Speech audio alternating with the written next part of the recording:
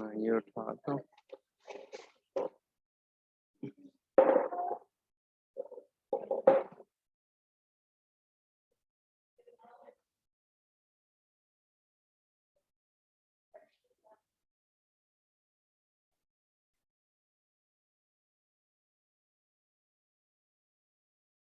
Okay जी, let's start.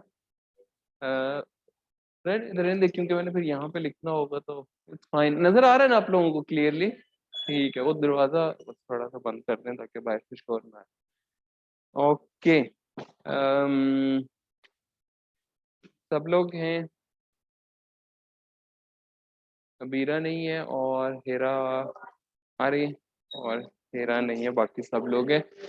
All right. अच्छा, आप लोगों ने देखा होगा कि हम चैप्टर वाइज चल रहे हैं सोफा, और जो हमारा इसके बाद वाला लेक्चर था चैप्टर 4, वो क्या था? कैरेक्टराइजेशन। हाँ, तो कैरेक्टराइजेशन को हम स्किप कर रहे हैं because we want to finish the course in in due time. और कैरेक्टराइजेशन को हम समथिंग लाइक जब ये कंप्लीट हो जाएगा और आपकी असाइनमेंट्स भी हो जाएंगी, तो we will cover it one by one. हाँ, कि एक या दो टेक, क्योंकि वो बहुत इंपॉर्टेंट एस्पेक्ट है। आप लोगों को टेक्निक्स का पता होना चाहिए, कुछ आप लोगों ने पढ़ी होंगी। तो what we will do in case of factorisation, कि हम उसको जिस तरह हमारे वीकली सेमिनार्स होते हैं या मीटिंग्स होती हैं, उसके अंदर हम एक एक करके थोड़ा डिस्कस करेंगे। कुछ स्पेशल कैरेक्टराइजेशन टेक्निक्स हैं जिनके लिए हम किसी को इनवाइट भी कर लेंगे, ठीक है, ताकि अगर मेरी भी स्किल नहीं है तो किसी एक्सपर्ट जो कि उस टेक्निक का एक्सपर्ट हो, हम उनको इनवाइट करके ज़्यादा बेहतर तौर पे, so that our learning improves. So that's why we will skip the characterization at this point, and today we will cover, we will try to cover, since our plan is to cover the course until tomorrow in these 2 days. So what we will do, our plan is to cover transport. इतना बड़ा ये part नहीं है, इसको मैंने थोड़ा काफी concise किया है, बहुत टू द पॉइंट करने की कोशिश की है ताकि कम टाइम में आज कवर हो जाए। और जो इसके बाद जो प्रोसेसेस हैं, जो कि आप लोग जिनके ऊपर काम कर रहे हैं या जो हमारी लैब में होते हैं, उसमें गैस सेपरेशन है, परवेपोरेशन है, माइक्रो अल्ट्रा नैनो फिल्ट्रेशन है, आरओ और नैनो फिल्ट्रेशन, आरओ और फॉरवर्ड आरओ मोरलेस सेम ही है, और फॉरवर्ड ऑस्मोसिस। हाँ, ये ऐसी टेक्निक्स है जिनके ऊपर काम होता है। तो व्हाट वी विल ट्राई, आज हम ट्रांसपोर्ट के साथ हम गैस सेपरेशन और परवेपोरेशन को भी थोड़ा क्विकली कवर करने की कोशिश करेंगे। And then tomorrow we will try to cover the pressure driven processes, और थोड़ा हम मॉड्यूल्स को देख के वाइंड अप करेंगे। तो दैट्स द प्लान, ताकि हम जो एटलीस्ट जो बेसिक फंडामेंटल्स है उनको कवर कर लें। एलेबोरेशन के लिए या मोर डिटेल्स के लिए हमेशा what you can of go for always book reading. हाँ, बुक के अंदर बहुत डिटेल में ये चीज़ें बताई गई हैं, और it's a very nice book. उसको I think understand self reading के लिए भी ये बहुत अच्छी है। अगर मैं आपको ना भी पढ़ाऊँ और आप खुद भी सेल्फ रीड करो, तो आई थिंक आप बहुत अच्छे तरीके से समझ सकते हो। So transport, obviously it is very important in case of membranes. We have again two type of membranes. We have porous membranes and we have non-porous membranes. और दोनों membranes में transport processes या transport models different होते हैं।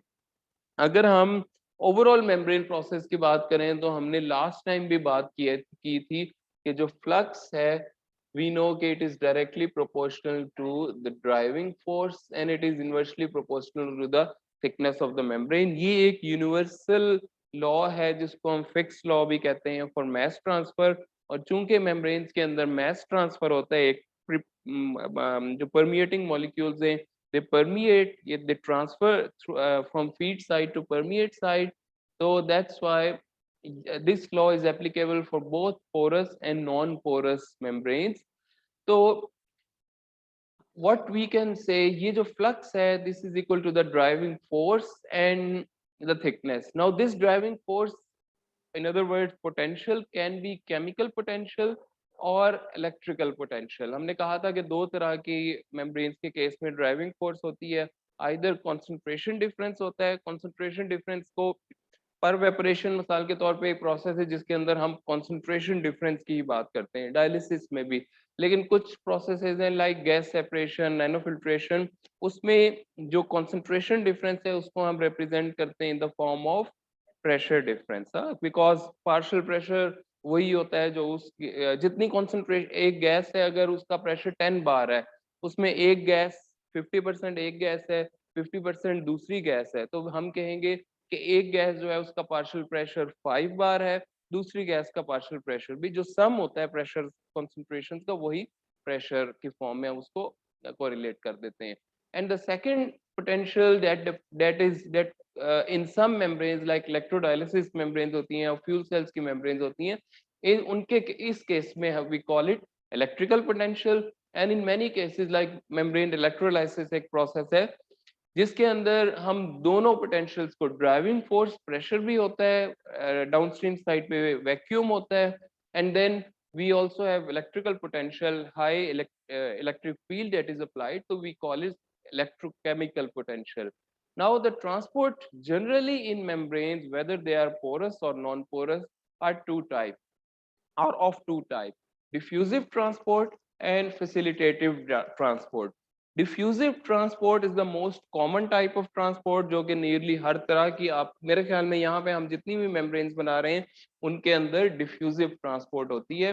कि क्या होता है, we have high pressure and high concentration on the feed side, we have low pressure and low concentration on the permeate side, and the molecules move from a region of high potential to lower potential। हाँ, जिस तरह हर nano filtration हो गया या gas separation, सब cases में। तो we have, अगर CO2 मॉलिक्यूल है, we have high concentration here, and due to the concentration difference it moves from high potential to lower potential, and this transport is called as diffusive transport. The second type of transport is in which we have some sort of facilitation in transport. Facilitated transport can be of two types. It can be active transport or it can be passive transport. Normally facilitated transport के अंदर हम क्या करते हैं, मिसाल के तौर पे in case of gas separation we have functional groups, हम अपनी membranes को graft कर देते हैं कुछ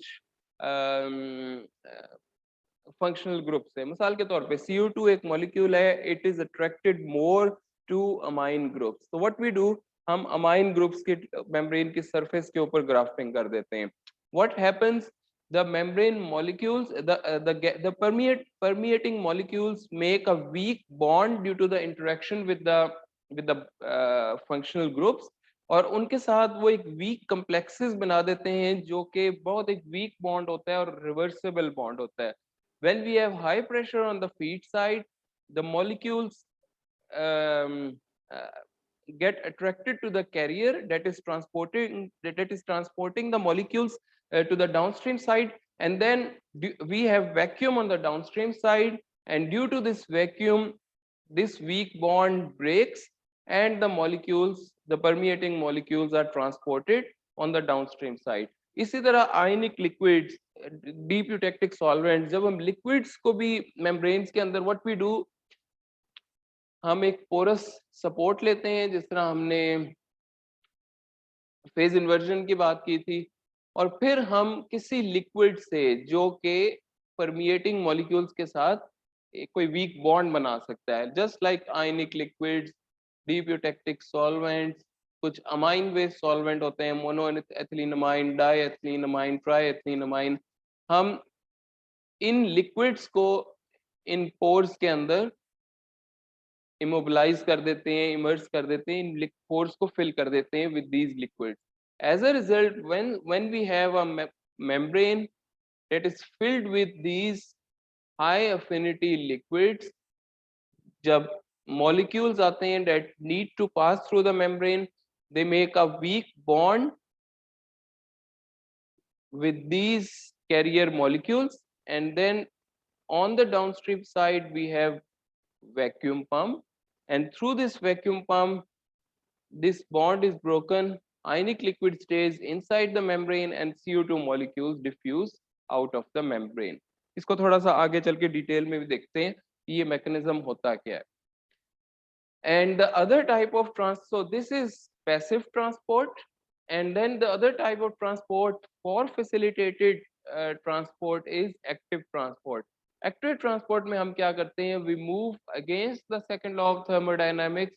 Second law of thermodynamics states mass transfer always occurs, या energy is always transferred from a region of higher to lower potential unless yes external work, external energy, जितना हमें potential difference होगा उतना ही हमें external energy provide करना पड़ेगा. तो इस केस में what we do कि we provide external energy which can be in the form of compression, which can be in the form of temperature, which can be in the form of vacuum. So we move the molecules from a region of lower potential, और ये जो energy provide करते हैं it becomes the carrier to move from a region of lower to high potential. Now ये जो बात है इसको हम पहले भी कर चुके हैं कि एक मेम्ब्रेन हम किस तरह इतनी ज्यादा जब मेम्ब्रेन्स बनाते हैं तो how do we differentiate the transport through different membranes. Let's say we have a membrane A and we have membrane B. How would we, दोनों की जो थिकनेस है वो भी सेम है और दोनों के अंदर ड्राइविंग फोर्स जो है वो भी सेम है. तो इट मींस जो फ्लक्स है वो डिपेंड करता है ड्राइविंग फोर्स पे और थिकनेस पे. तो अगर दो मेम्ब्रेन्स है, दो डिफरेंट मटेरियल्स की या दो डिफरेंट मॉर्फोलॉजीज की, दोनों में प्रेशर भी सेम है और दोनों की थिकनेस भी सेम है, तो हाउ वुड वी नो किसका फ्लक्स ज्यादा है और किसका कम है? On the basis of properties जिसको हम कहते हैं मॉर्फोलॉजी भी हो सकती है, सोलबिलिटी भी हो सकती है. ये सारी चीजें एक प्रॉपर्टी में जाके परमेबिलिटी, हाँ परमेबिलिटी. तो हमें किस तरह पता चलेगा कि किस मटेरियल का फ्लक्स ज्यादा है किसका कम है? On the basis of yes, ये जो फैक्टर है ये this is the most important factor. हाँ, बिकॉज थिकनेस हम किसी भी मटेरियल की किसी दूसरे मटेरियल के साथ मिला के दोनों को 100 माइक्रोमीटर बना सकते हैं. हम प्रेशर हमारे ऊपर है, हम 5 बार लगाएं 10 बार लगाएं, तो एक मेम्ब्रेन क्यों ज्यादा फ्लक्स देगी, दूसरी मेम्ब्रेन क्यों फ्लक्स देगी कम देगी? बिकॉज एक मेम्ब्रेन की परमेबिलिटी ज्यादा होगी और दूसरी मेम्ब्रेन की परमेबिलिटी कम होगी. तो ये जो परमेबिलिटी है आज हम इसको भी थोड़ा डिटेल से डिस्कस करेंगे. ये सबसे इंपॉर्टेंट फैक्टर है जो कि एक मेम्ब्रेन को दूसरी से डिस्टिंग्विश करता है. और ऑब्वियसली परमेबिलिटी किस, क्या जो आप लोग बातें कर रहे थे कि permeability depends on morphology, permeability depends on the structure of the material, all the things that are inherent to that specific membrane, जो कि उसके उस specific membrane को attributes जो उसके हैं वो सारी permeability में आता है. Now since we are dealing with such a complex process जिसके अंदर इतनी डाइवर्सिटी है, जो मेम्ब्रेन प्रोसेस है, पोरस मेम्ब्रेन्स भी होती हैं, नॉन पोरस मेम्ब्रेन्स भी होती हैं, बहुत सारी मेम्ब्रेन्स के अंदर मिसाल के तौर पे आप एक मेम्ब्रेन है उसमें से आपने उसको यूज करना है CO2 और मीथेन सेपरेशन के लिए या एथेनॉल और वाटर सेपरेशन के लिए. तो आप अगर इसमें से पहले सिर्फ 100% प्योर एथेनॉल पास करोगे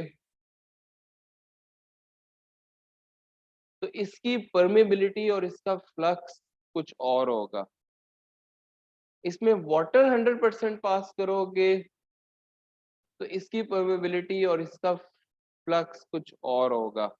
और अगर आप इनका मिक्सचर पास करोगे तो ऐसा नहीं होगा कि मिसाल के तौर पे हमने सेलेक्टिविटी, हम यही कहते हैं ना, flux of ethanol divided by flux of water. Normally this is how हम सेपरेशन को रिप्रेजेंट करते हैं. पहले हम एक मॉलिक्यूल पास करते हैं, फिर दूसरा मॉलिक्यूल पास करते हैं. पहले मॉलिक्यूल का फ्लक्स डिवाइडेड बाय, पहला मॉलिक्यूल का मतलब अवर डिजायरेबल मॉलिक्यूल जो वी एज्यूम के मेम्ब्रेन में से पास होगा, एंड द अदर डिनोमिनेटर वो मॉलिक्यूल होता है जो वी एज्यूम के मेम्ब्रेन से पास नहीं होगा. तो इनका जो रेशियो है हम कहते हैं दिस इज सेपरेशन या सिलेक्टिविटी. नाउ अगर हम इसको देखते हैं, पहले हमने एथेनॉल को पास किया फिर हमने वाटर को पास किया, सेम लाइक हमने पहले CO2 को पास किया फिर हमने मीथेन को पास किया. लेकिन what if we make a mixture जिसके अंदर 90% एथेनॉल है और 10% उसके अंदर वाटर है। अब एथेनॉल का फ्लक्स कुछ और होगा, वाटर का फ्लक्स भी यहाँ पे एफ ऑफ एथेनॉल और एफ ऑफ वाटर कुछ और होगा। उसकी रीजन क्या है? अब एथेनॉल और वाटर दोनों मौजूद है और दोनों compete कर रहे हैं, दोनों की कुछ ना कुछ अफिनिटी है मेम्ब्रेन के साथ, और दोनों आपस में compete कर रहे हैं कि मैं पहले चला जाऊं या मैं पहले चला जाऊं। पहले क्या था कि there was no competition between the two molecules. इस वजह से ये जो सिलेक्टिविटी है ये हमेशा ज्यादा होती है, because when ethanol alone is passing through it moves easily, and since it is not philic to water, water cannot pass। जब ये दोनों हमारे मिक्सर्स मौजूद होते हैं जिसको हमने सेपरेट करना होता है, तो they always tend to compete with each other, दोनों की कुछ ना कुछ solubility होगी, दोनों पास करने की कोशिश करेंगे। एज अ रिजल्ट ये वाला फ्लक्स एथेनॉल का प्योर का ज्यादा होगा, मिक्सचर में एथेनॉल का फ्लक्स कम होगा। ठीक है, तो जब भी रिसर्च होती है उसके अंदर बहुत सारे लोग ये करते हैं कि प्योर कंपोनेंट्स से फ्लक्स फाइंड आउट करके उसको रिपोर्ट करते हैं। तो उसको डिस्करेज किया जाता है, और आमतौर पे इस तरह के जो पेपर्स हैं या जो रिसर्च है उसको इतना हाईली एक्नॉलेज नहीं किया जाता है, उसको अच्छे आर्ट जर्नल्स में आप पब्लिश नहीं कर सकते, बिकॉज रिव्यूअर्स ऑलवेज से कि this work gives us maybe some idea, but this is not a practical work.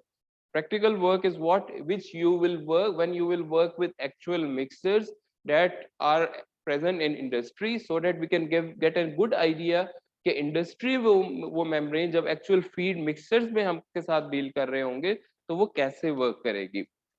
Then we have driving forces. कुछ ऐसे प्रोसेसेस होते हैं, मिसाल के तौर पे इलेक्ट्रोडायलिसिस, उसमें ऑस्मोटिक ऑस्मोसिस का फिनोमिना भी हो रहा होता है, इलेक्ट्रोलिसिस भी हो रही होती है, इलेक्ट्रो ऑस्मोसिस भी हो रहा होता है।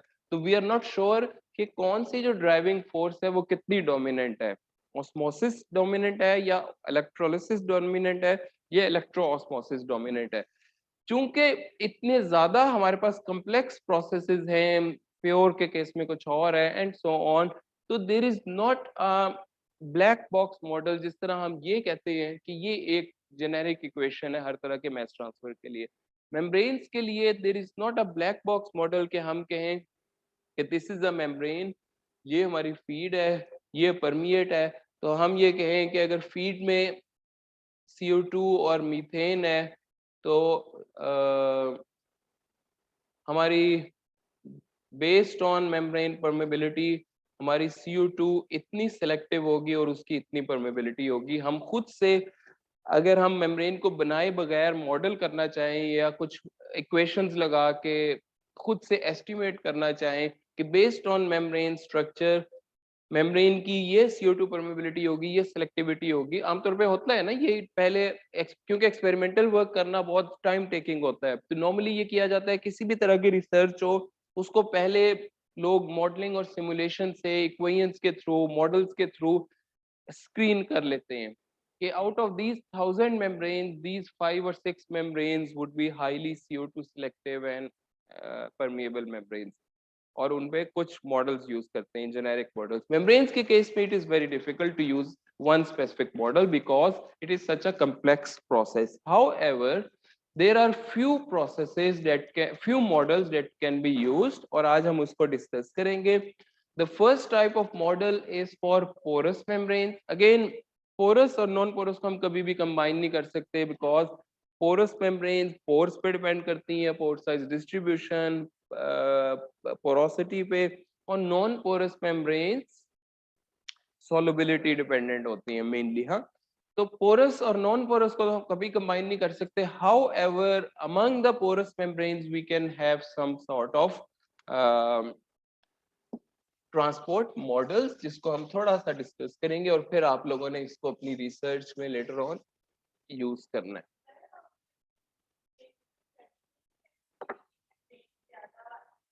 हाँ हाँ, लेकिन मटेरियल जो है वो कौन सी मेम्ब्रेन में इंपॉर्टेंट होता है?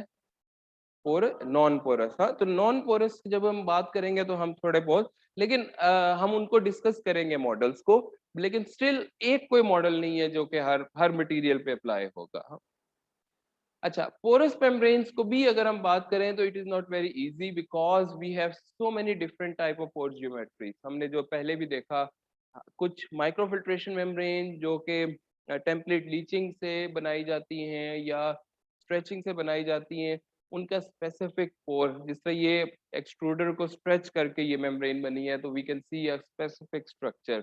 ये मेम्ब्रेन होल्स को सम टू सम मैकेनिज्म हमने बनाई है and you can see it's a very different one, then this is very different. ये मैक्रोवाइड फिंगर लाइक पोर्स है। तो since there are so many different geometries, so we cannot say that we can model them using one specific model. However, generally saying, we can say that there are two type of pores that exist in membranes.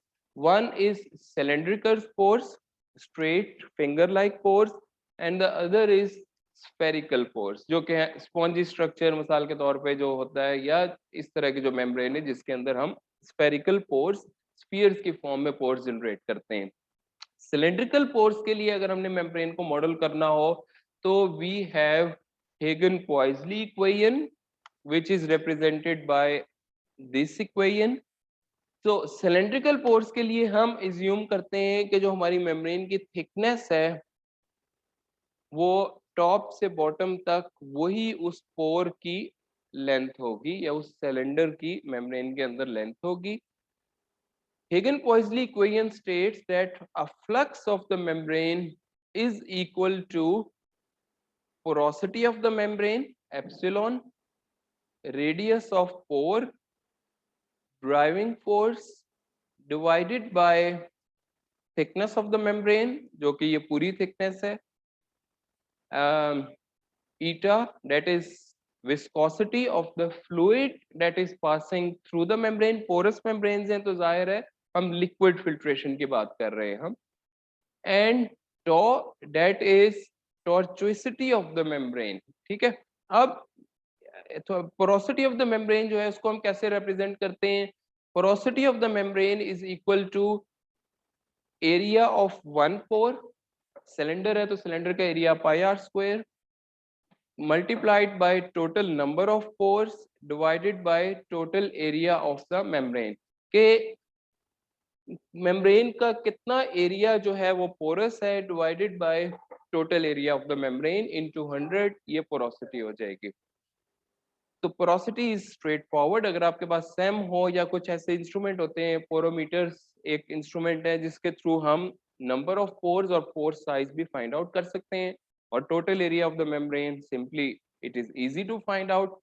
radius of pores, once we have the same image या once we have some technique जिसके through हम pore का diameter find out कर सके तो we can find out radius of pore, driving force जो हम pressure लगाएंगे, thickness of the membrane, total thickness, viscosity अगर हम वाटर को पास कर रहे हैं तो वाटर की स्पेसिफिक विस्कोसिटी है, कोई ऑर्गेनिक सॉल्वेंट है तो उसकी विस्कोसिटी डिफरेंट है।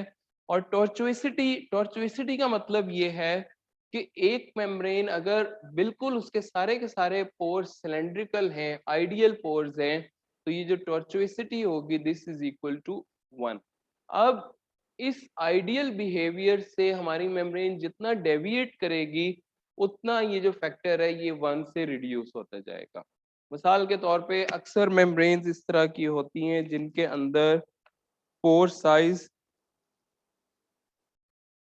बहुत डिफरेंट होते हैं। मिसाल के तौर पे कुछ इस तरह का उनके अंदर स्ट्रक्चर होता है, this is something random data. तो जितना इससे डेविएट करेगी ये उतना ज्यादा उससे कम होगा। This is not a very specific number.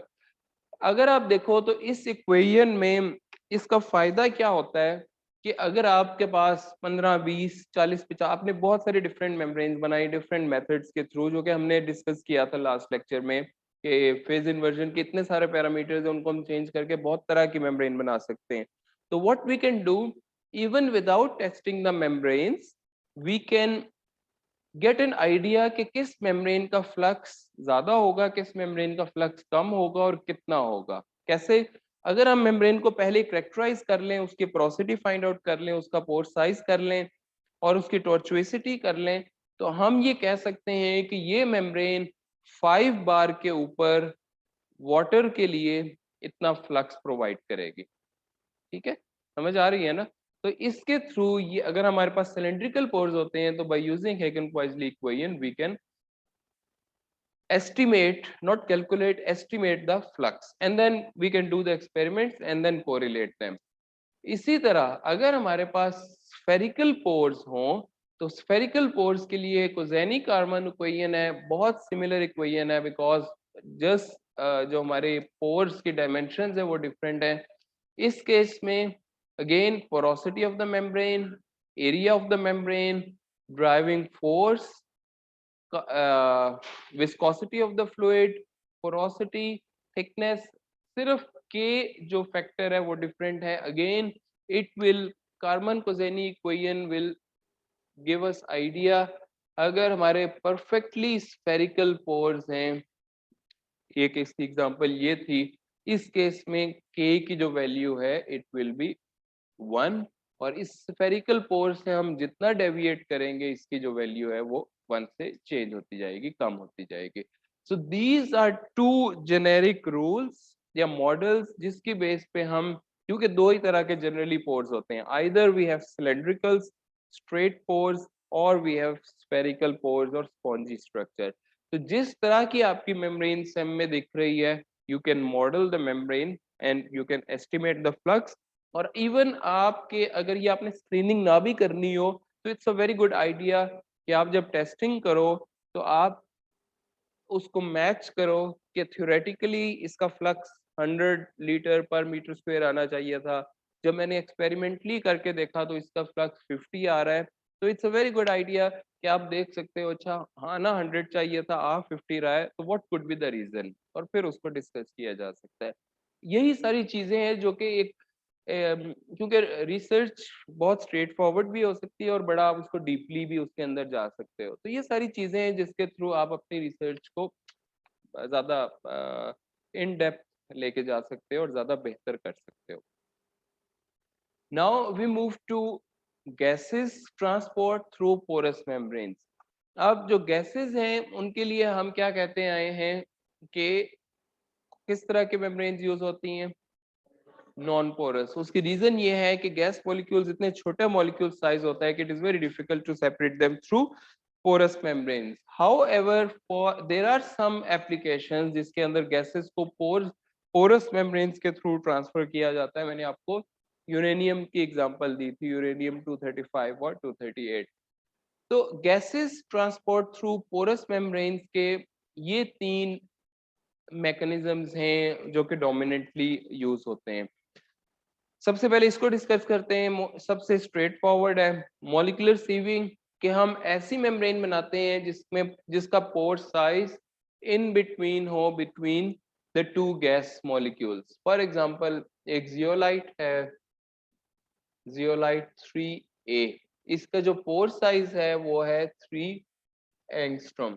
तो अगर हम हाइड्रोजन और CO2 को सेपरेट करना चाहते हैं तो हाइड्रोजन का साइज है 2.88 एंगस्ट्रॉम, CO2 का साइज है 3.33 एंगस्ट्रॉम। तो जियोलाइट 3A को अगर हम यूज करेंगे तो ये सिर्फ हाइड्रोजन को पास करने देगा बिकॉज हाइड्रोजन का साइज स्मॉलर है, और जो CO2 है इसको ये पास नहीं करने देगा। हाँ, एक मैंने अपनी PhD के अंदर एक काम किया था जिसमें हमने 3A को यूज करके हाइड्रोजन को सेपरेट किया था फ्रॉम CO2।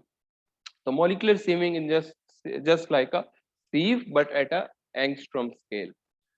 विस्कस फ्लो और नुटसन फ्लो, ये आपने टर्म्स शायद वैसे भी पढ़ी होंगी मेम्ब्रेन की अगर बात ना भी करें, फ्लूइड फ्लो में। हाँ, ये क्या होते हैं? अच्छा, मीन फ्री पाथ एक गैस का क्या होता है? गैस, हाँ हाँ, क्या क्या?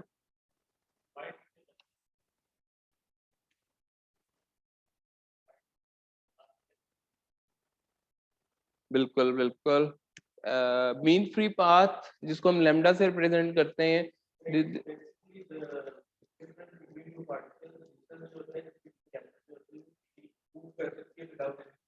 एक्सीलेंट, यस बिल्कुल।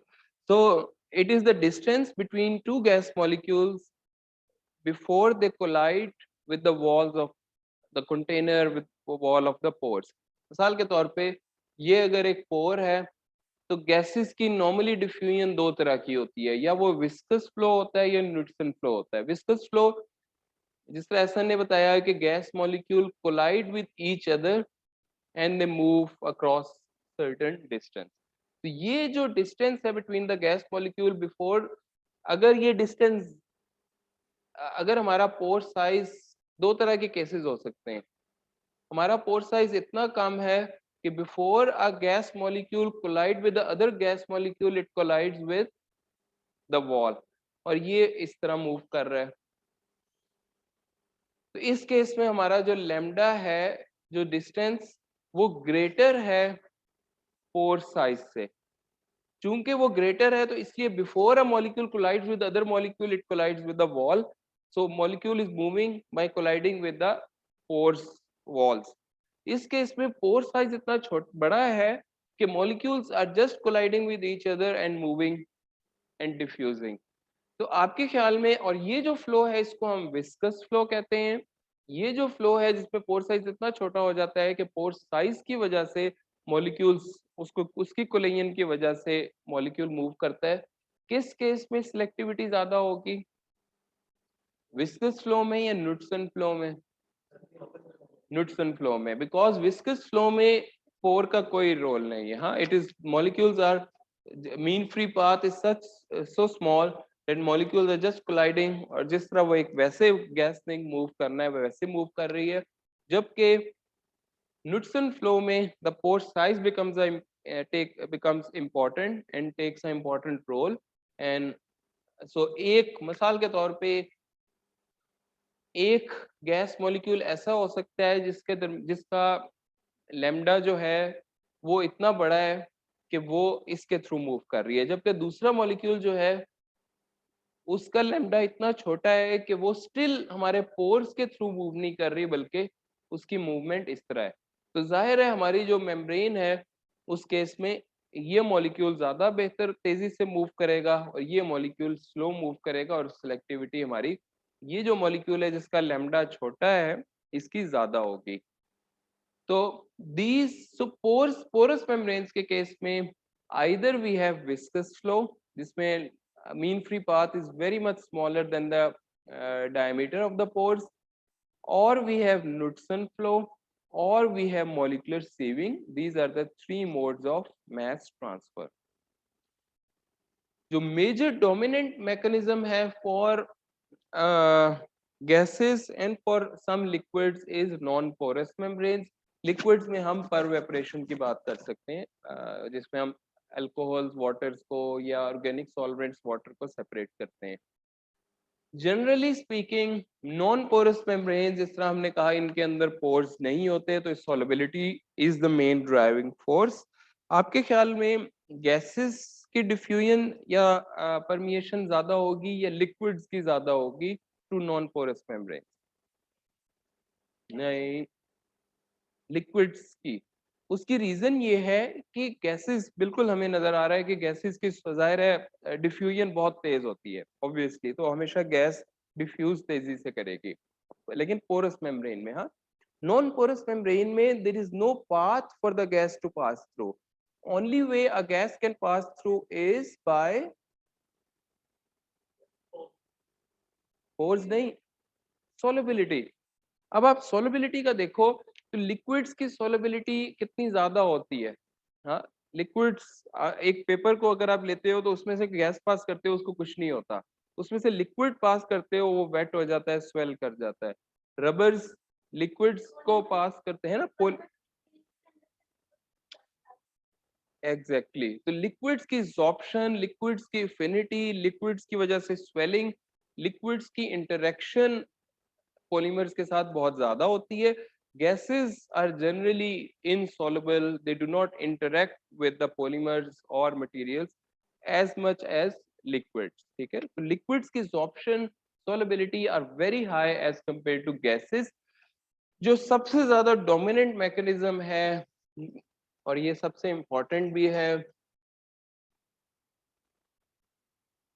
सबसे ज्यादा जो डोमिनेंट मैकेनिज्म है for transport through non porous membranes is called as solution diffusion. Solution diffusion is अब अगेन हम बात कर रहे हैं नॉन पोरस मेम्ब्रेन की जिसके अंदर कोई पोर्स नहीं है।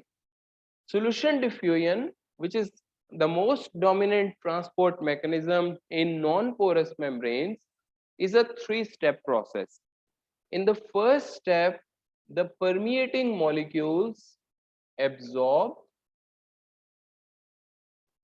on the upstream side, on the feed side of the membrane, और ये absorption किस वजह से होती है? Because of solubility and affinity.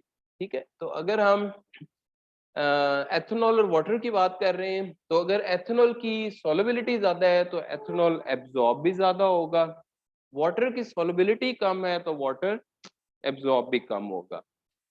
Absorption के बाद across the thickness of the membrane the molecules that are absorbed they diffuse। अब ये डिफ्यूजन किस वजह से होगी? फोर्स तो है नहीं,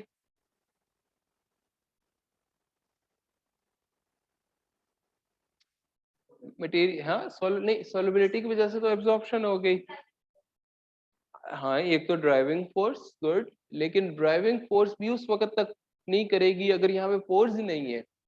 second lecture, glass transition temperature glassy में ये कम होगी, रबरी में ज्यादा होगी। क्यों? बिकॉज दो तरह के वॉल्यूम होते हैं पॉलीमर के, एक फिक्स्ड वॉल्यूम होता है और एक फ्री वॉल्यूम। हाँ तो through the free volume of the membrane हमारे जो मॉलिक्यूल्स हैं वो डिफ्यूज करेंगे। ठीक है, तो डिफ्यूजन फोर्स की वजह से नहीं होगी, because of the free volume that is present. अब फ्री वॉल्यूम का मतलब जो ग्लासी पॉलीमर्स हैं उनका फ्री वॉल्यूम कम होता है, उनमें डिफ्यूजन कम होगी। जो रबरी का फ्री वॉल्यूम ज्यादा होता है उनकी डिफ्यूजन ज्यादा होगी। And then on the downstream side we have a vacuum pump, so we will have the third step है that is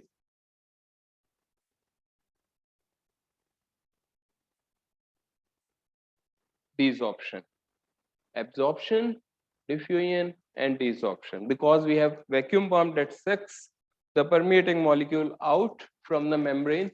तो जो सोल्यूशन डिफ्यूजन है जो कि हर तरह की नॉन पोरस मेम्ब्रेन में, आई मे नॉट बी रॉन्ग, कि एक ही तरह का मैकेनिज्म होता है जिससे हम रिप्रेजेंट करते हैं। It's a three step process जिसपे एब्जॉर्प्शन, डिफ्यूजन एंड डिसॉर्प्शन ये तीन प्रोसेसेस होते हैं। अब अगर आप यहाँ पे देखो तो जिस तरह मैंने पहले भी आपसे एक दफा बात की थी, first step is solubility driven and the second step is diffusion driven।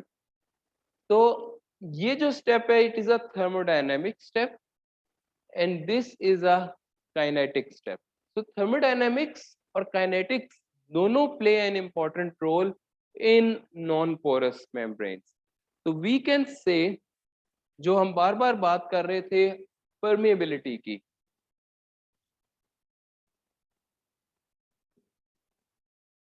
permeability is something that will determine कि किस membrane का flux under the same driving force under the same thickness ज्यादा होगा और किस membrane का कम होगा।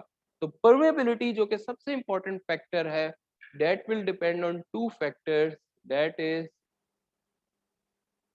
solubility and diffusion। तो एक मेम्ब्रेन की परमेबिलिटी ज्यादा होगी, दूसरी मेम्ब्रेन की कम होगी, ये किस पे डिपेंड करेगा? परमेबिलिटी पे डिपेंड करेगा। और permeability it is a multiple of solubility and diffusion. अब इसमें मैं आपको एक एग्जांपल देता हूँ। एक हमने आज से बहुत साल पहले एक काम किया, उसमें हमने एक मेम्ब्रेन बनाई जिसको एक पॉलीमर था जिसको हमने यूज किया SPEEK, sulfonated poly ether ether ketone, sulfonated poly ether ether ketone. इसमें हमने ये किया कि हमने डिफरेंट मेम्ब्रेन्स बनाई और उसके अंदर हमारी जो ये जो सल्फोनेशन है इसके अंदर ये ग्रुप था, सल्फोनिक एसिड ग्रुप था। तो हमने ये जो सल्फोनिक एसिड है, एक मेम्ब्रेन में इसकी कॉन्सेंट्रेशन रखी 20%, एक में 30% और एक में 50%, और हमने इसकी परमेबिलिटी मेजर की। ठीक है, अच्छा अब परमेबिलिटी फॉर CO2, तो CO2 को हम सेपरेट करना चाहते थे from methane. We wanted to see कि ये जो डिग्री ऑफ सल्फोनेशन है इसका क्या इम्पैक्ट होता है in the permeability of the membrane, because आपको पता है परमेबिलिटी स्ट्रक्चर पे बहुत डिपेंड करती है। जब हमने इस मेम्ब्रेन का glass transition temperature find out किया, तो वी फाउंड आउट कि ये जो 20% थी इसकी तकरीबन, एक मैं आइडिया दे रहा हूँ, तकरीबन इतनी थी 350, जो 30% थी इसकी 400 थी, और 50% की 450। ये आर्बिट्रेटरी नंबर्स हैं, तकरीबन इसकी 3 इन्हीं नंबर्स के दरमियान थी। तो इससे हमें क्या पता चल रहा है कि जब हम डिग्री ऑफ सल्फोनेशन बढ़ा रहे हैं तो क्या हो रहा है, क्लास ट्रांजिशन टेम्परेचर क्यों बढ़ रहा है, क्यों बढ़ेगा? हाँ जी, क्या? हाँ हाँ, नहीं ये स्टेट ग्लासी ही है, ये पॉलीमर हाईली ग्लासी पॉलीमर है। ग्लास ट्रांजिशन टेम्परेचर किस चीज को रिप्रेजेंट करता है कि हमारा पॉलीमर बहुत फ्लेक्सिबल है, जितना ज्यादा होता है रिजिड है ना, क्रिस्टलाइन स्ट्रक्चर है। ग्लास ट्रांजिशन टेम्परेचर ज्यादा होने का मतलब है अब हमें इसको ज्यादा टेम्परेचर देना पड़ेगा, इसको एब्रप्शन इसके अंदर करने के लिए, इसके अंदर फ्लेक्सिबिलिटी लाने के लिए, है ना। ग्लास ट्रांजिशन टेम्परेचर का मतलब ही ये होता है जितना कम होगा, पॉलीमर बहुत फ्लेक्सिबल है, मोबाइल है, रिजिड सॉफ्ट है, जितना ज्यादा होगा इसका मतलब अब हमें उस उतनी ज्यादा थर्मल एनर्जी प्रोवाइड करनी है टू मेक इट फ्लेक्सिबल। तो इट मीन्स कि जब हम डिग्री ऑफ सल्फोनेशन बढ़ा रहे हैं तो हमारी रिजिडिटी इंक्रीज हो रही है। तो what we expected was that since the rigidity of the polymer is increasing, तो यहाँ से हम क्या एक्सपेक्ट कर सकते थे बिफोर टेस्टिंग द मेम्ब्रेन्स के जो हमारी परमेबिलिटी है वो इंक्रीज करेगी या रिड्यूस करेगी? हम परमिएबल और सिलेक्टिव मेम्ब्रेन्स की बात करते आए हैं पहले, कम होगी as we go from lower to higher degree of sulfonation. ठीक है, तो this is what we expected, हमने शायद सेम में भी देखा membranes were rigidifying. But when we tested the permeability we found out कि इसकी परमेबिलिटी अगर 10 थी, इसकी 18 हो गई और इसकी 22 हो गई तकरीबन। हाँ, मैं आपसे पेपर भी शेयर करूंगा। वी वर वेरी सरप्राइज्ड कि या तो ये मेजरमेंट्स गलत है या ये मेजरमेंट्स गलत है, कहीं तो कुछ हम गड़बड़ कर रहे हैं। हमने क्या किया, परमेबिलिटी वी नो के इन दोनों फैक्टर्स पे डिपेंड करती है। We went on to investigate more, और हमने CO2 की उसके अंदर सोलबिलिटी मेजर की और डिसोलबिलिटी मेजर की, डिफ्यूजन मेजर की। वी फाउंड आउट के जो डिफ्यूजन थी वो अगर यहाँ पे 20 थी तो यहाँ पे 10 हो गई और यहाँ पे 8 हो गई। तो it was again verifying our claim कि जो जो हम डिग्री ऑफ सल्फोनेशन ये कंटेंट बढ़ा रहे हैं मेम्ब्रेन में, तो हमारी मेम्ब्रेन रिजिड हो रही है, वो कम उसका फ्री वॉल्यूम रिड्यूस हो रहा है। जब हमने सोलबिलिटी टेस्ट की तो ये अगर 2 थी तो यहाँ पे 20 और यहाँ पे 40, वो एक्सट्रीमली उस पर बहुत एब्रप्ट राइज हुआ, बिकॉज पोलर मॉलिक्यूल है CO2, इनकी पोलर मॉलिक्यूल है, दे हैव हाई एफिनिटी, और जिसकी वजह से सोलबिलिटी या इंट्रैक्शन ज्यादा था। जब हम इन दोनों को मल्टीप्लाई करते हैं तो हम ये देखा कि ये अगर 40 है तो यहाँ पे ये 200 हो गया और यहाँ पे ये 360। तो permeability is a multiple of diffusion and solubility। तो इवन दो कि मेम्ब्रेन रिजिड हो रही थी, उसकी डिफ्यूजन रिड्यूस हो रही थी, लेकिन सोलबिलिटी इतनी ज्यादा इंट्रैक्शन इंक्रीज हो रही थी कि परमेबिलिटी वाज इंक्रीजिंग। तो दिस इज समथिंग जो कि अगेन जब आप रिसर्च करो तो इट इज नॉट ओनली कि हम मेम्ब्रेन का फ्लक्स फाइंड आउट करें और उसकी सेपरेशन फाइंड आउट करें, we have to dig in, and जो इसके अंडरलाइंग मैकेनिज्म हैं जो इसके अंडरलाइंग फैक्टर्स हैं जिन पे परमेबिलिटी या फ्लक्स या सेपरेशन डिपेंड करता है, हमने उसको डिटरमिन करते हुए परमेबिलिटी को फाइंड आउट करना है और एवेलुएट करना है। सो दिस वाज, और फिर हमने जाहिर है जर्नल ऑफ मेम्ब्रेन साइंस में इसको पब्लिश किया क्योंकि हमने इतना अच्छा इसको डीपली अंडरस्टैंड किया था कि हो क्या रहा है और इसका इफेक्ट क्या हो रहा है। अब अगर हम इन दोनों पैरामीटर्स को देखें क्विकली कि सॉल्युबिलिटी और डिफ्यूजन, तीन तरह के पॉलीमर्स होते हैं, या रबरी पॉलीमर्स होते हैं जिनको हम इलास्टोमर्स कहते हैं, या ग्लासी पॉलीमर्स होते हैं, या कुछ ऐसे पॉलीमर्स होते हैं जिनके अंदर हमने कोई मेम्ब्रेन के ऊपर कोई फंक्शनल ग्रुप अटैच किया होता है, let's say amine functional group, जो कि किसी मॉलिक्यूल के साथ उसकी हाई एफिनिटी होती है। इलास्टोमर्स के केस में on y-axis we have solubility या concentration that is absorbed. On x-axis it is the partial pressure या pressure driving force. इलास्टोमर्स के केस में हम देख सकते हैं there is a linear relationship. जितना गैस का प्रेशर या उसकी कंसंट्रेशन ज्यादा होगी उतनी ज्यादा वो एब्जॉर्ब होगी, उतनी ज्यादा सॉल्युबिलिटी होगी। ग्लासी पॉलीमर्स के केस में it is a dual effect, एक सर्टेन पॉइंट तक इट इज अ लीनियर, लेकिन उसके बाद ये एक प्लेटो बन जाता है। और जो स्ट्रॉन्ग इंटरेक्शंस वाले पॉलीमर्स हैं उनके अंदर हमारे पास एक एक्सपोनेंशियल राइज है, क्योंकि अफिनिटी बेस्ड है, तो जितनी affinity it will depend, solubility will depend on the concentration. जितना हम पार्शियल प्रेशर बढ़ाते जाएंगे उतनी हमारी अफिनिटी इंक्रीज होती जाएगी। तो ये तीन मैकेनिज्म्स हैं for rubbery, for glassy and for strongly interacting systems. अगर हम ग्लासी पॉलीमर्स को थोड़ा डीपली अंडरस्टैंड करने की कोशिश करें तो इसमें दो तरह के मैकेनिज्म्स होते हैं। हेनरीज लॉ विच स्टेट्स कि जो हमारी कॉन्सेंट्रेशन होगी, पार्शियल प्रेशर होगा, उतनी ही हमारी एब्जॉर्प्शन होगी। और लैंगमियर जो मेथड है एब्जॉर्प्शन का, वो विच सेज कि after a certain period of time there will be a plateau, कि इट विल नॉट डिपेंड कि कितना हम पार्शियल प्रेशर बढ़ाते हैं, हमारा जो सैचुरेशन है वो अचीव हो जाएगी और मजीद एब्जॉर्प्शन नहीं होगी। डिफ्यूजन जो है it mainly depends on two factors, कि हमारा कितना फ्री वॉल्यूम है और हमारा जो परमिएटिंग मॉलिक्यूल है उसका साइज क्या है। जितना साइज छोटा होगा उतनी डिफ्यूजन फास्ट होगी। मिसाल के तौर पे ये कुछ नोबल गैसेस हैं, अगर हम देखें तो हीलियम का साइज सबसे छोटा है, नियोन का साइज उससे बड़ा है, आर्गन का साइज उससे बड़ा है, क्रिप्टॉन का साइज उससे बड़ा है। तो क्लियरली हमें नजर आ रहा है जब हम डिफ्यूजन मेजर कर रहे हैं तो हीलियम सबसे तेजी से पास कर रही है, so on and so on and so on. तो सोलबिलिटी और डिफ्यूजन बिल्कुल जिस तरह परमेबिलिटी और सिलेक्टिविटी का ट्रेड ऑफ है, सोलबिलिटी और डिफ्यूजन का भी ट्रेड ऑफ होता है।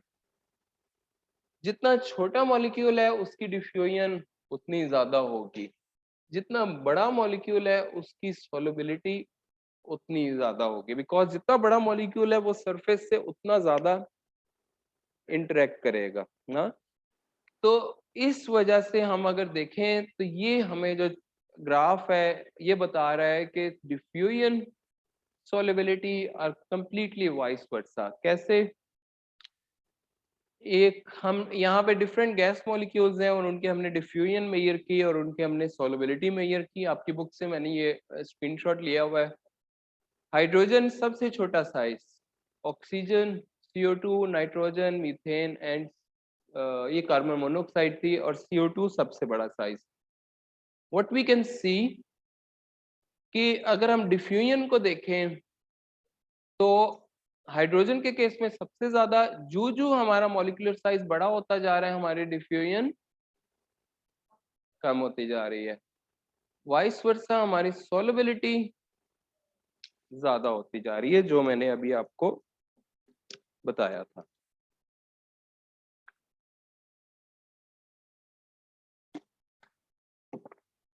तो diffusion and solubility in non porous membranes is vice versa. और अगर हम परमेबिलिटी को देखें तो परमेबिलिटी में आप देखोगे कि कोई जिस तरह यहाँ पे एक क्विक रिलेशनशिप था, straight forward diffusion is decreasing, solubility is increasing. Permeability में कोई स्ट्रेट फॉरवर्ड रिलेशनशिप नहीं है। इसकी क्या वजह हो सकती है? बिकॉज डिफ्यूजन और सोलबिलिटी के दरमियान कोई स्ट्रेट फॉरवर्ड रिलेशनशिप नहीं है, और परमेबिलिटी इस पे भी डिपेंड करती है और सोलबिलिटी पे भी डिपेंड करती है। तो यहाँ पे हम देख रहे हैं ये डिफरेंट पॉलीमर्स में डिफरेंट गैसेस की परमेबिलिटी है। तो अगर हम देखें तो हर केस में हमारी परमेबिलिटी एक सर्टन है। मिसाल के तौर पे इस केस में तो बहुत क्लियर नजर आ रहा है परमेबिलिटी, जो जो हमारा मॉलिक्यूलर साइज बड़ा होता जा रहा है हमारी परमेबिलिटी रिड्यूस होती जा रही है। ठीक है, बिकॉज यहाँ पे क्या चीज डोमिनेंट हमें नजर आ रही है? डिफ्यूजन। चूंकि मॉलिक्यूलर साइज बड़ा हो रहा है तो डिफ्यूजन कम हो रही है, लेकिन एक सर्टेन मॉलिक्यूलर साइज के बाद सडनली परमेबिलिटी हर केस में अगर आप देखो तो बढ़ना शुरू हो रही है। क्यों? यहाँ पे आके सोलबिलिटी ड्रिवन परमेबिलिटी है, बिकॉज मॉलिक्यूलर साइज इतना बड़ा हो गया कि उसकी परमेबिलिटी बहुत इंक्रीज हो गई। ठीक है, तो we can say a rule of thumb, small molecules will have higher diffusion and larger molecules will have higher solubilities. Or last thing before we wind up this transport mechanism for today, that is जो permeability through non-porous membranes is an activated process. ठीक है, अब activated process का मतलब कि it is a temperature activated process। आपने अर्हीनियस equation पढ़ी होगी, शायद सब ने पढ़ी होगी। किस कोर्स में आपने पढ़ी है? आई थिंक आपने रिएक्शन इंजीनियरिंग या काइनेटिक्स जहाँ पे पढ़ी होगी वहां पे आपने इसको पढ़ा होगा, है ना। अर्हीनियस इक्वेशन क्या होती है? क्या होती है रिएक्शन काइनेटिक्स में? बोलो कोई।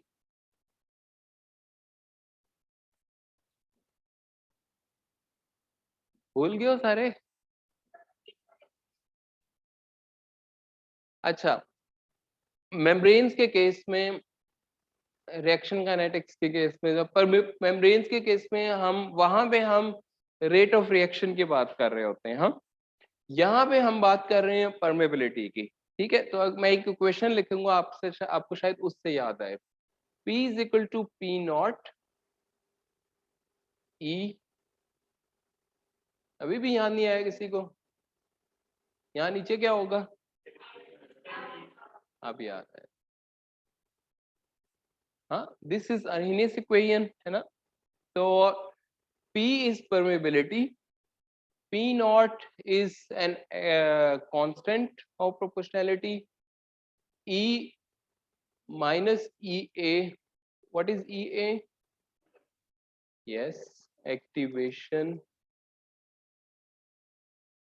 energy of activation, universal gas constant, and T is the operating temperature. Arrhenius equation हमें क्या बताती है? डायरेक्ट इम्पैक्ट होता है ना। इसका मतलब है हम रेट ऑफ रिएक्शन इंक्रीज कर लेते हैं, जितना हम टेम्परेचर इंक्रीज करते हैं हमारा रेट ऑफ रिएक्शन इंक्रीज होता है। यहाँ पे हमें क्या पता चल रहा है?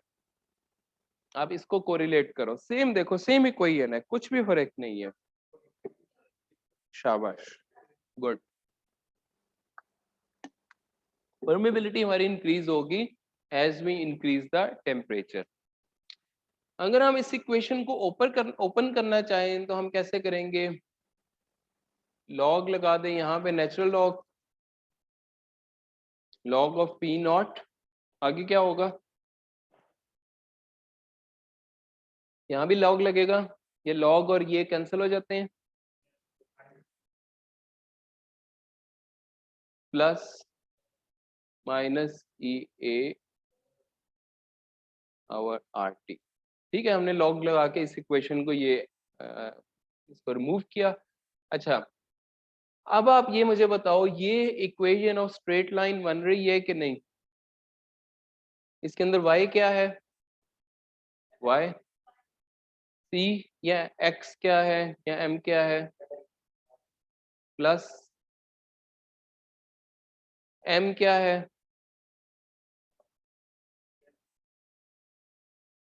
शाबाश। तो यहाँ पे m जो है वो है -EA/r, x जो है वो है 1/t, और y जो है डेट इज, ठीक है। हाँ, तो it is an equation of straight line, और इसकी स्लोप पॉजिटिव है या नेगेटिव है? नेगेटिव स्लोप है। हाँ, तो पॉजिटिव स्लोप को हम मिसाल के तौर पे इस तरह की अगर है तो this is a negative slope of a certain membrane. तो activated process it obeys Arrhenius equation, और ये हम कैसे पता चलेगा? अगर हम लेट से कुछ एक्सपेरिमेंट्स करते हैं जिसमें हम परमेबिलिटी को फाइंड आउट करते हैं विद टेम्परेचर, लेट से 25 डिग्री सेल्सियस, 35, 45, 55, और इस पे हम परमेबिलिटी 1, 4, 7, 8, तो हम कुछ टेम्परेचर्स को चेंज करते जाएंगे फीड के। ये जिस तरह जो पर वेपरेशन पे काम कर रहे हैं आप लोगों ने भी ये करना है। हाँ, because again it is a non porous membrane और एक्टिवेटेड प्रोसेस है। तो आप क्या करोगे? टेम्परेचर्स को चेंज करते जाओगे और परमेबिलिटी या फ्लक्स फाइंड आउट करते जाओगे। उसके बाद आप क्या करोगे? आप एक ग्राफ प्लॉट करोगे just like here between permeability and 1 hour t। ये जो आप ग्राफ प्लॉट करोगे, इसमें अगर आपके पास इस तरह का आपके पास रिजल्ट्स आते हैं कि जो जो आप परमेबिलिटी इंक्रीज कर टेम्परेचर इंक्रीज करते जा रहे हो, परमेबिलिटी इंक्रीज करती जा रही है, और इसकी जो स्लोप है वो नेगेटिव है, तो यू विल से कि our process, our membrane is an it is an activated process that is obeying Arrhenius relationship, and we can clearly see Arrhenius relationship between the permeability and the temperature।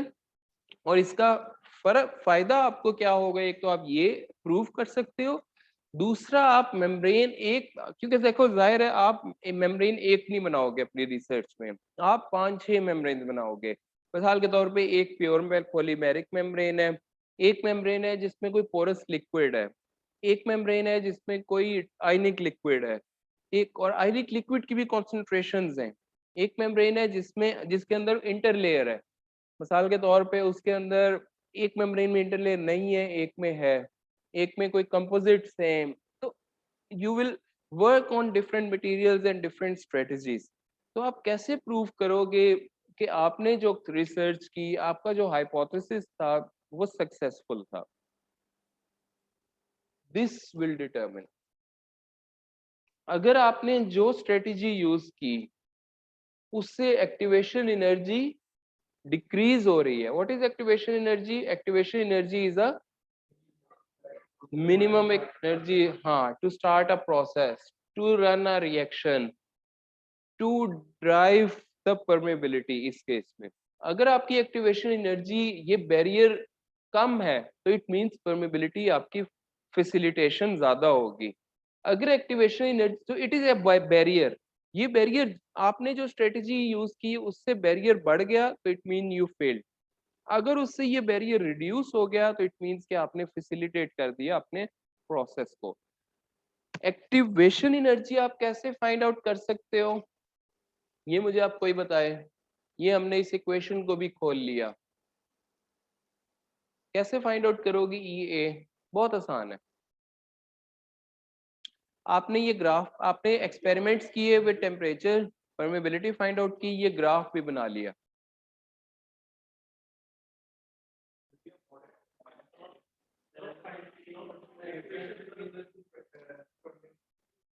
नहीं, हाँ,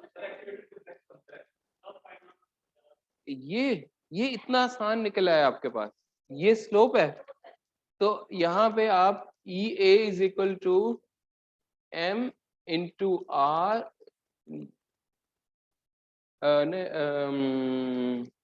हाँ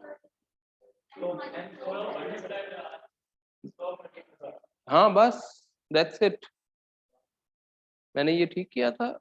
हाँ बिल्कुल सही है। Yes, तो जो यहाँ पे आपकी स्लोप आएगी उसको आप सिंपली यूनिवर्सल लॉ गैस वो कांस्टेंट से मल्टीप्लाई करोगे और आपकी जो एक्टिवेशन एनर्जी है वो निकल आएगी।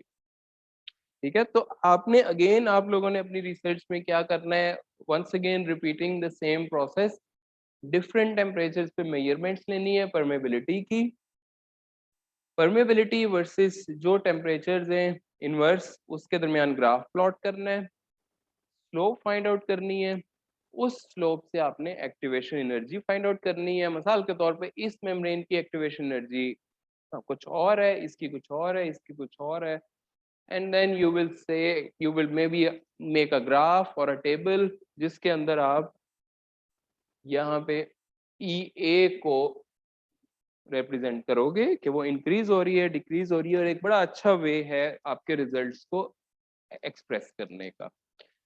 जिस तरह परमेबिलिटी है इसी तरह सॉल्युबिलिटी और diffusion, these are also activated processes. Solubility में भी एक्टिवेशन एनर्जी ऑफ डिफ्यूजन आप फाइंड आउट कर सकते हो, और सॉरी डिफ्यूजन में, और सॉल्युबिलिटी में it is heat of absorption. तो हम ये कह सकते हैं कि एक्टिवेशन एनर्जी ऑफ, ये ई ए नहीं, हम इसको ई पी से रिप्रेजेंट करते हैं। हम activation energy of permeation is equal to E D plus E S या एच एस, यानी क्योंकि ये नॉन पोरस मेम्ब्रेन्स हैं, सॉल्यूशन डिफ्यूजन डिपेंडेंट हैं, तो परमेबिलिटी की जो एक्टिवेशन है डिफ्यूजन का सम होती है विद एब्जॉर्प्शन। तो ये बहुत अच्छे वेज हैं जिनके थ्रू सेम डाटा को आप डिफरेंट तरह से मैनिपुलेट कर सकते हो, इंटरप्रेट कर सकते हो और उसको कोरिलेट कर सकते हो। नई चीजें आपको पता चली आज, by which you can correlate your results और उनको इंटरप्रेट कर सकते हो। आज गर्मी है तो वो लेक्चर भी वो बड़ा फर्क फील हो रहा है। अच्छा, this is it about transport mechanism. नहीं नहीं ठीक है, रहने दो।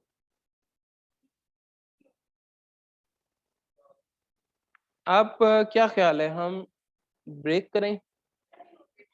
हाँ ना, गैस सेपरेशन और परवेपोरेशन हमने कवर करना है, और वो इस वजह से कवर करने हैं क्योंकि हमने, क्या ख्याल है कर ले, एक ही गो में कर लेते हैं ताकि उसके बाद फिर वो व्हाट डू यू से कर लेते हैं। चलो हम ये करते हैं, और ये इस वजह से एक साथ करना जरूरी है बिकॉज सिमिलर चीजें हैं।